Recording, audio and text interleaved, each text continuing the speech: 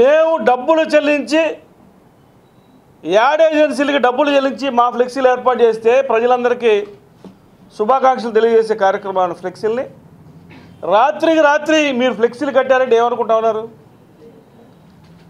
ఆ ఫ్లెక్సీలు కట్టిన వాళ్ళందరూ కూడా చెప్తా ఉన్నా, నేను ఇక్కడే పుట్టి పెరిగా, నా చరిత్ర అంతా గుంటూరు ప్రజలందరూ తెలుసు, అది కూడా చెప్తా ఉన్నా. మీరు పిచ్చి పిచ్చి వేషాలు వేస్తే ఎవడైనా సరే నడి రోడ్డుపై కొడతాను. నేను మొహమాటం లేదు చెప్తా ఉన్నాను. ఏ స్థాయిలో ఉన్న వ్యక్తి అయినా సరే నా సంగతి తెలుసుకొని మీరు ప్రవర్తించండి. మర్యాదగా ఉన్నంతసేపే మర్యాదగా ఉంటాను. పిచ్చి వేషాలు వేసి నా జోలికి గనక మీరు వచ్చి ఇటువంటి వేషాలు వేస్తే నువ్వు మంత్రివైనా, ఎమ్మెల్యేవైనా, ఎంపీవైనా రోడ్డు పైన లాగి కొట్టే కార్యక్రమం మాత్రం చేస్తాను నేను చెప్తా ఉన్నా. ఎక్కడైనా గమనించండి, మీరు ఎక్కడైనా ఏదైనా చేసుకుని వేషాలు వేస్తే మాత్రం నా దగ్గర వేషాలు వేస్తే మీరు వేషాలు తాట తీస్తామని చెప్తా ఉన్నా. నేను మరలా నామినేషన్ కూడా మీరు వేయకుండా పారిపోయే పరిస్థితి వస్తుంది మీకు. ఎవడైనా సరే పర్సనల్గా నా జోలు వచ్చి మీకు దమ్ము ధైర్యం ఉంటే ఏం అభివృద్ధి చేశారు చెప్పండి, ఏమి చేయబోతున్నారు చెప్పండి. అంతేగాని ఫ్లెక్సీలతో మీరు రాజకీయం చేసి గొడవ పెట్టుకుందాం అనుకుంటారా?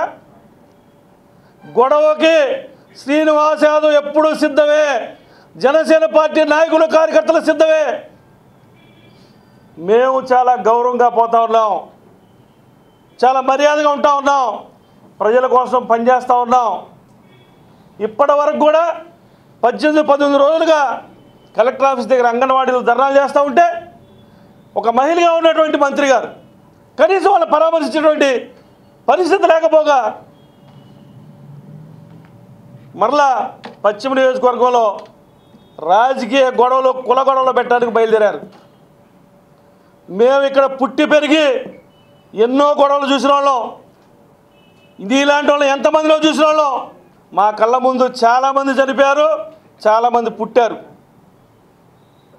ఏ విధంగా చనిపోయారో, ఏ విధంగా పుట్టారో, ఏ విధంగా బ్రతికడి తిరిగారో చూసాం మేము.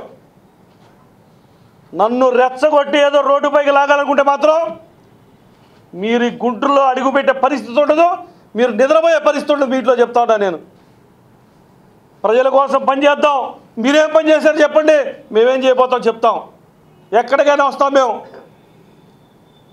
మర్యాదపూర్వకంగా మీరు మనుషులుకోవాలని చెప్పి కూడా హెచ్చరిస్తూ ఉన్నాం, చెప్పడం కాదు. ఏమాత్రం తేడా వస్తే పిచ్చేషాలు వేసి మా వాళ్ళని రెచ్చగొట్టే కార్యక్రమాలు చేస్తే మాత్రం మిమ్మల్ని గుంటూరు పట్టణం నుంచి తన్ని వేస్తామని చెప్పి కూడా తెలియజేస్తాం.